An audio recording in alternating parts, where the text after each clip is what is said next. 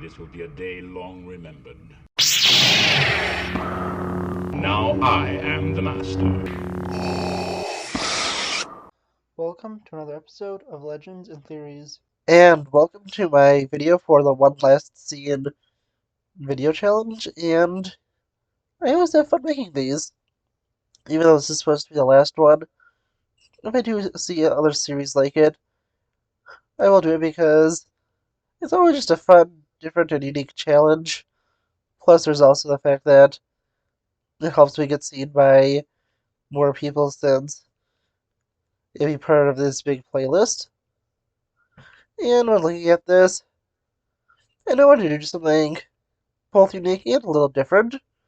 So instead of looking at one scene, I'm going to be looking at two scenes that really complement each other, that really, in my opinion, are two scenes that go together really well since they're the endings to Revenge of the Sith and Star Wars The Clone Wars. And the reason I'm putting these two scenes together is because, honestly, I always just watch the Clone Wars final arc mixed in together with Revenge of the Sith.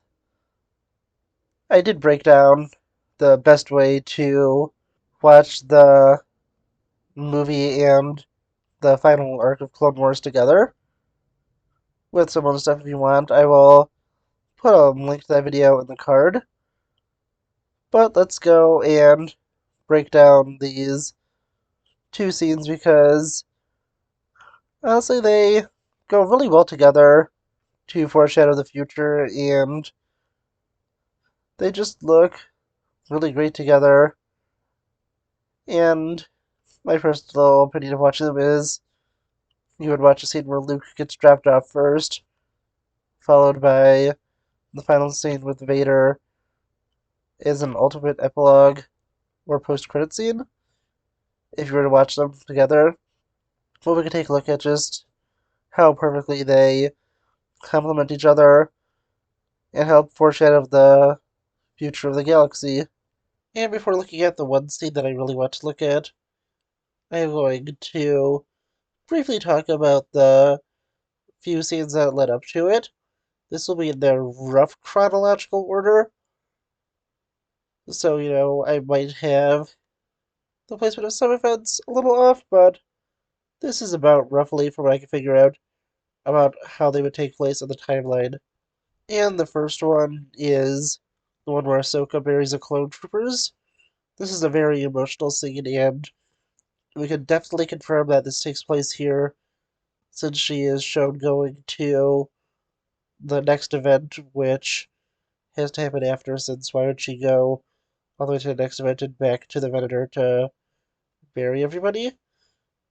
So, we definitely know what takes place here, and it's just such a tragic scene.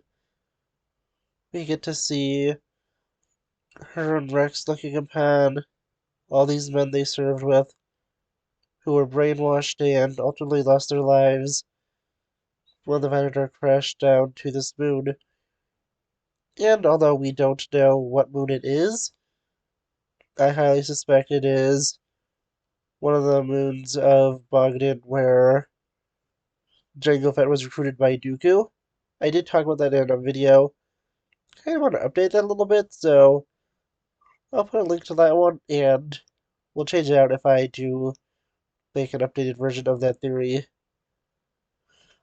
But yeah, honestly, I think that this really is just such a tragic ending to at least the in the time Clone Wars era, since the scene I'm talking about from Clone Wars is set years after. We then get to see the tragic funeral of Padme Amidala, and this just helps to kind of put in the hopelessness of this era and to show just the extreme dark reactions of everything that happened.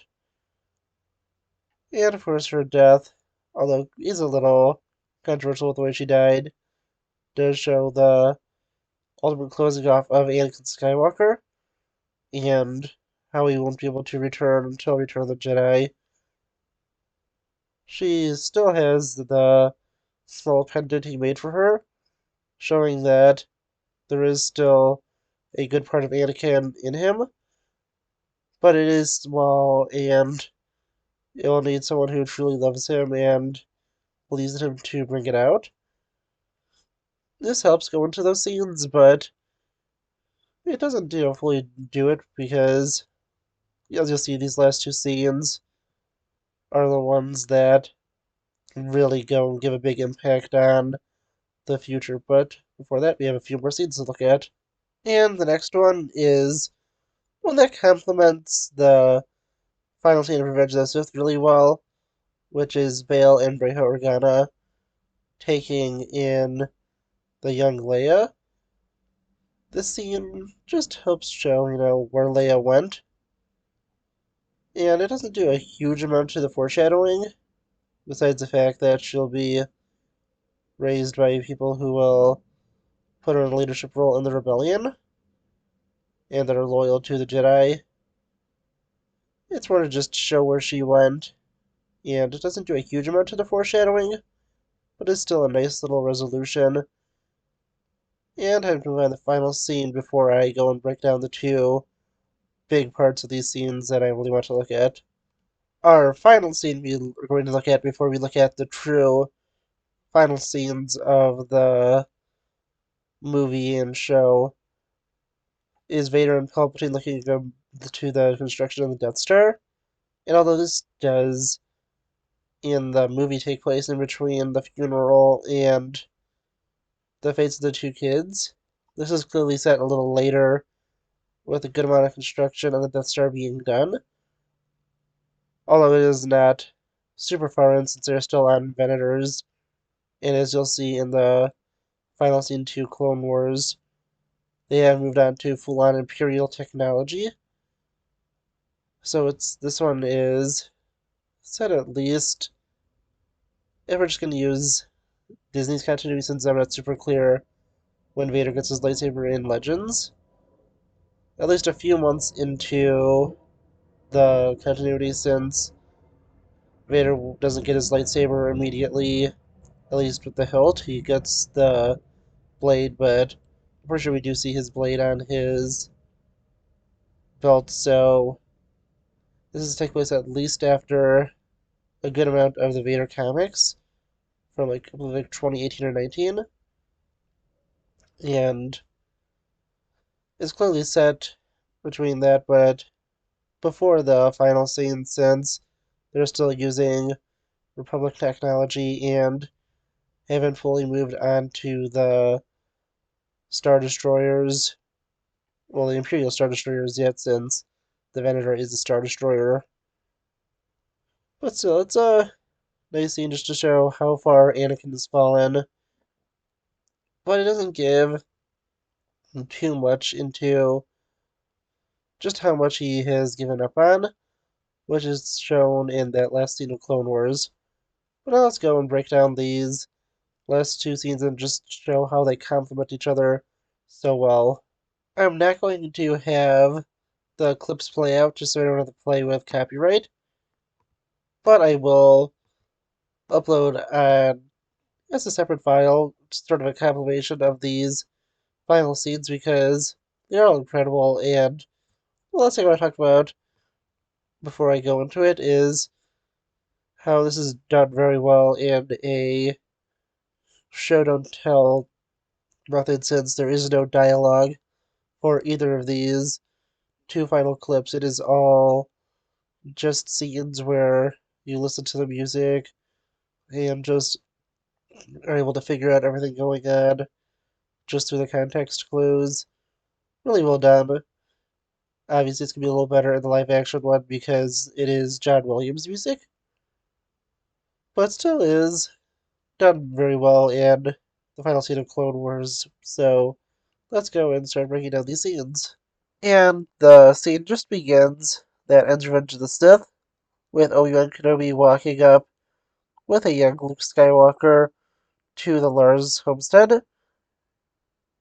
And although there's nothing much to specifically break down here, it does help with the story to explain how Luke got to his family and that Obi-Wan dropped him off, because they could have just showed the last scene, which is all really need to talk about. But this is just still a nice little setup where we see Obi-Wan approaching Beru and handing off the young Luke to her. And our final scene is the young Beru and Owen holding the young Luke Skywalker as we hear the iconic binary sunset playing in the background. And this is to show the hope in the galaxy. Although there is a lot of darkness, there is a new hope that was born, and through Luke, there will be a chance at redemption. This hopes to show that there is some light in the galaxy, no matter how dark these previous scenes were.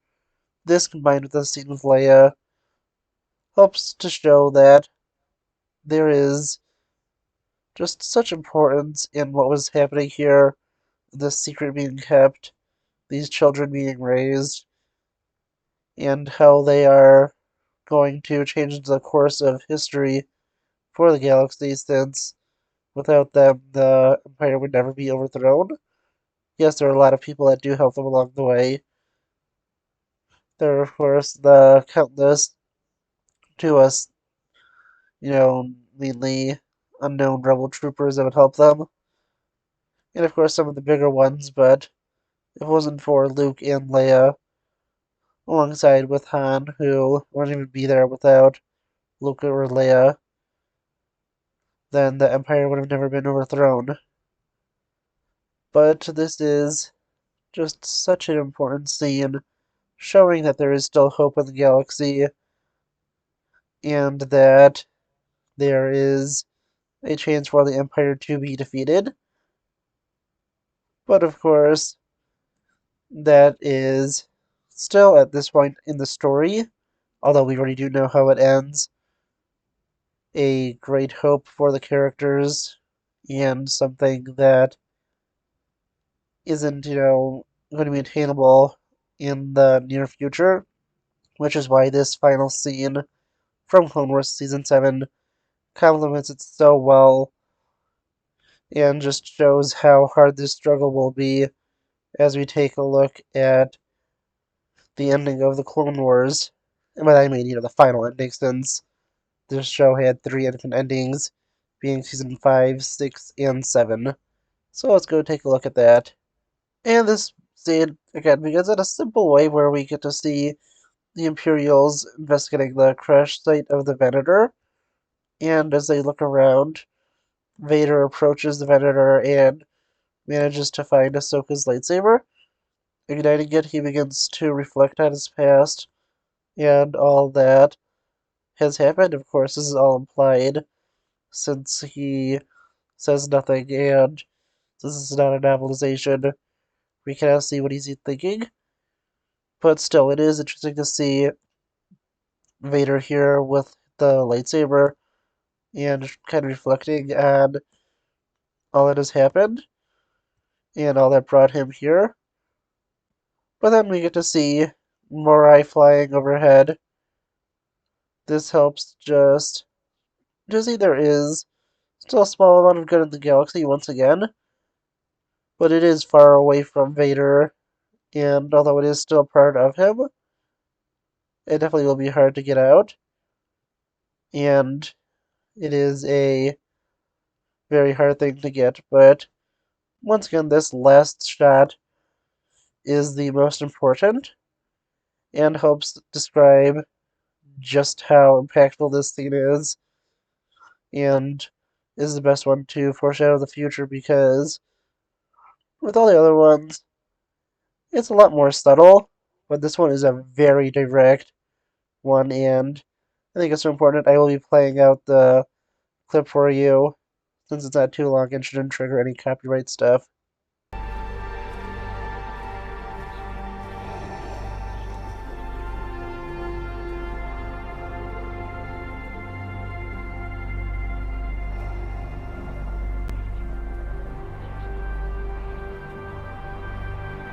And this is about as close as I dare to cut it.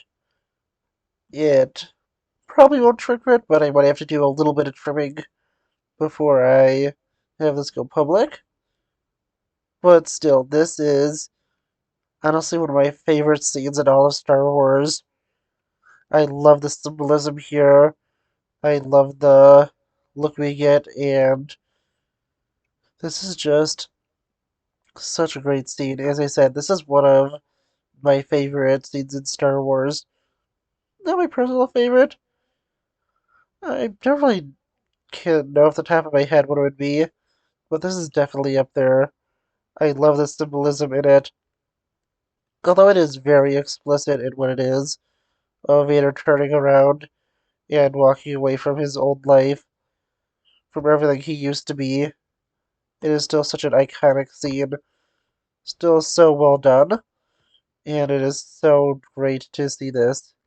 Out of context, if you just only see Clone Wars, this scene wouldn't make too much sense because, unless you're paying very close attention, and obviously didn't know anything about Star Wars going in, you wouldn't really know who Vader was, and that this was Anakin.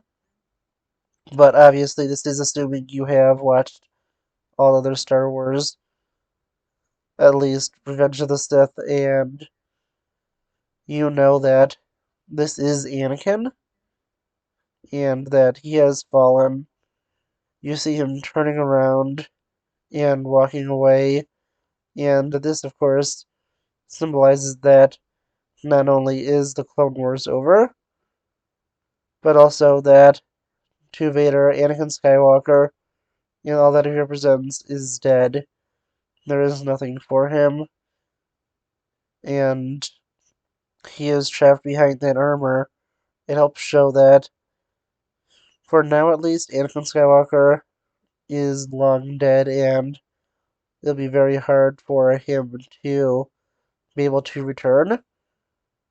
But of course, we do know that there is hope, which is just why there is just such a great opportunity for these two scenes to be together because they really complement each other. One shows the great hope the galaxy has, as the other shows the hopelessness that it currently has to face. And it is just such a great scene, as I said. It works really well together, and they complement each other perfectly, since these could easily contradict, since one is showing the great hope the galaxy has, and the other is showing the complete hopelessness. But I disagree that they don't fit together. I think that they perfectly fit together.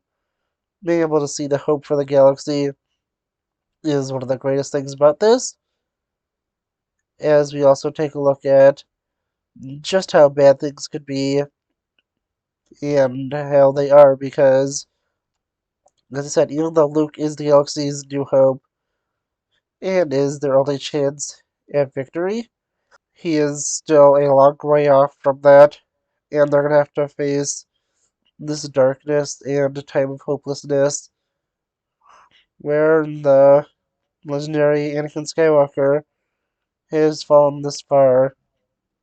I just love that scene of him walking away. It's so well done. It is in a single cut where, although I didn't get to show that part fully, he's looking at Ahsoka's lightsaber, turns around, and it just zooms in on the helmet. At worst, I may only just be able to show the scene where it shows the helmet and him walking away. But still, I just love this scene so much, and it's done so well.